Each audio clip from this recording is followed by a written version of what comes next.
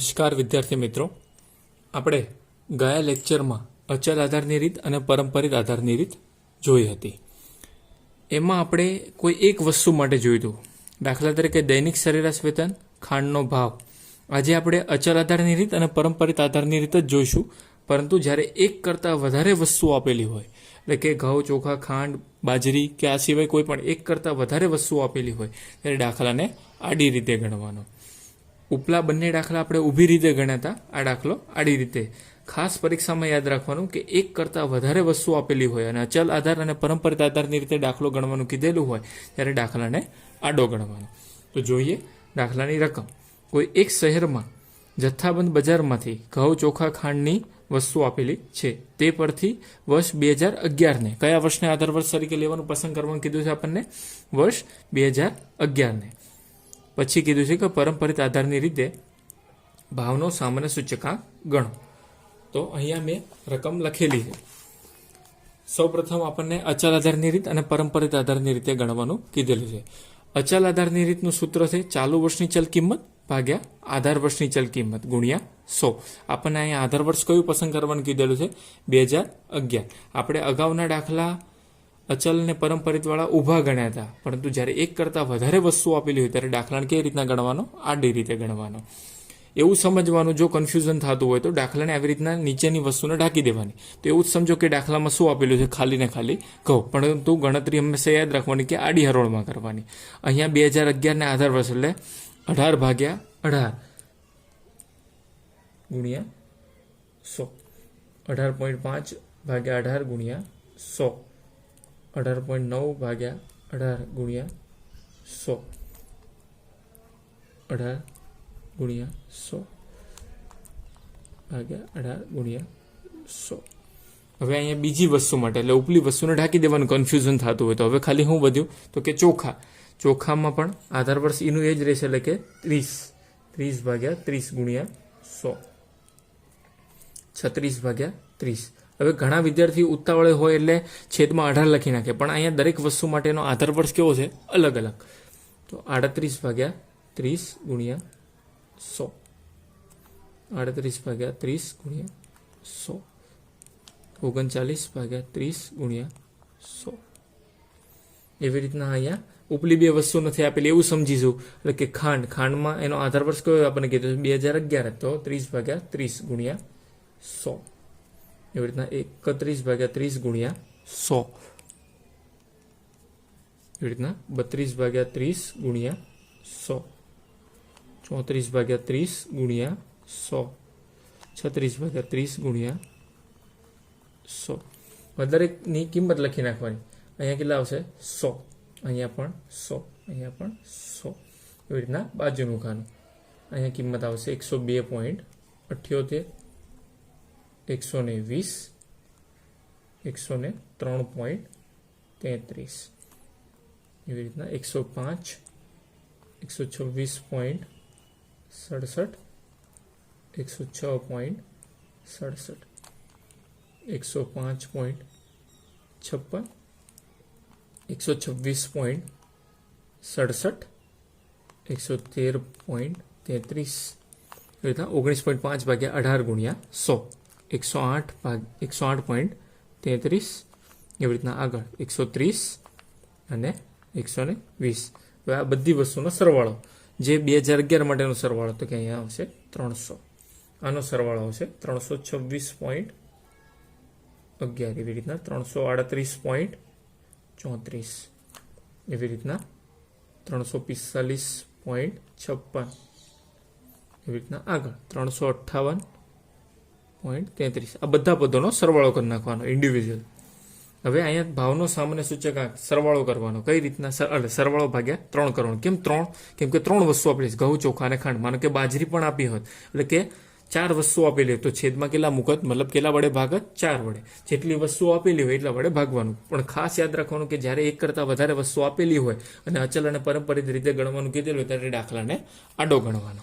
હવે 3 સંખ્યા છે એટલે 3 વડે ભાગીશું. અહીંયા હું એક ગણતરી પૂરતું બતાવું છું. 300 ભાગ્યા 3 બરાબર 100. એવી રીતના દરેકનું કરતું જવાનું. એટલે કે 108.70, 112.78,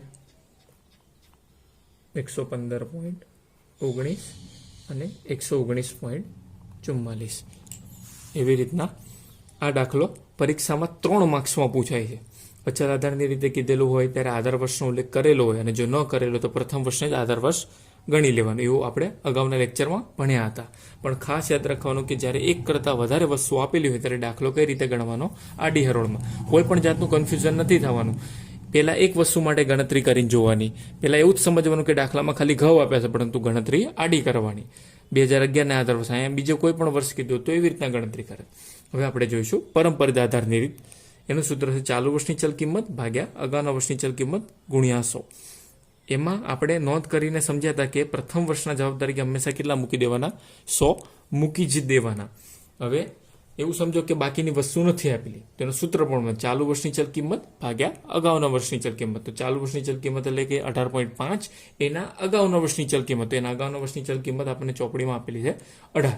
તો 18.5 ભાગ્યા 18 ગુણ્યા 100. એવી રીતના 18.9 ભાગ્યા 18.5 ગુણ્યા 100, 19. એટલે એના અગાઉના વર્ષની ચલ કિંમત એટલે કેટલી થઈ ગઈ? 18.9 ગુણ્યા 100.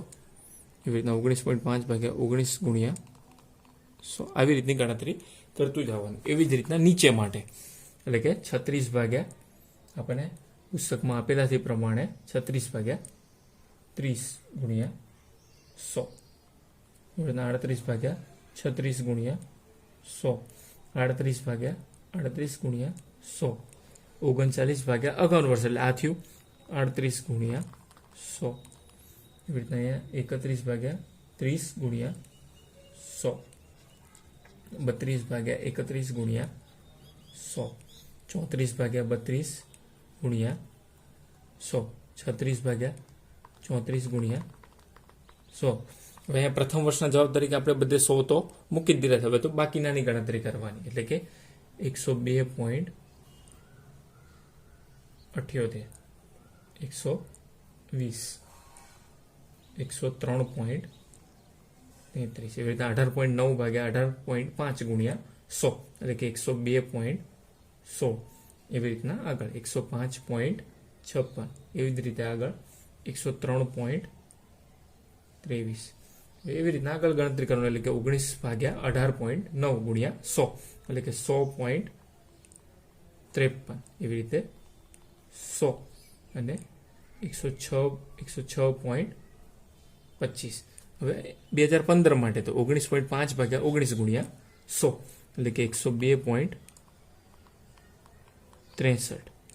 એવી રીતના આગળ 102.63. એવી રીતે 36/40 ગુણ્યા 100 105.88. હવે આ બધા પદોનો સરવાળો કરી નાખવાનો. 2012 માટેનો સરવાળો તો કે 326.11. એવી રીતના બધી કિંમતો 1 by 1 સરવાળો કરતું જવાનું.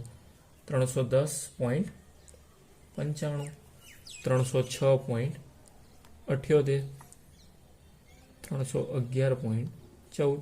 આ બધી કિંમતનો સરવાળો થયો કે જેવી રીતના અહીંયા ઉપર આપણે કર્યું હતું એવી જ રીતના અહીંયા પરંપરિત માટે કરવાનું. તો 300 ભાગ્યા 3 એટલે કેટલા આવશે? 100. એવી રીતના 326.11 ભાગ્યા 3. કેમ 3? કેમ કે અહીંયા 3 વસ્તુ માટે કીધેલું છે, ઘઉં, ચોખા અને ખાંડ. માનો કે 4 વસ્તુ આપેલી હોય તો 4 વસ્તુ માટે કરવાનું. આ ખાસ યાદ રાખવાનું, જેટલી વસ્તુ આપી હોય એટલા વડે ભાગવાનું. 4 આપી હોય તો 4, 3 આપી તો 3. હવે 326.11 ભાગ્યા 3 એટલે કે 108.70. એવી રીતના 310.95 ભાગ્યા 3 103.65. એવી રીતના 306.78 ભાગ્યા 3 102.26. એવી રીતના 311.14 ભાગ્યા 3 103.71. પરીક્ષામાં ખાસ યાદ રાખવાનું કે જ્યારે પણ એક કરતાં વધારે વસ્તુ આપેલી હોય, અને અચલ આધારની રીત અને પરંપરિત આધારની રીતે દાખલો ગણવાનું કીધેલું હોય ત્યારે દાખલાને હંમેશા આડી હરોળમાં ગણવાનું. Thank you.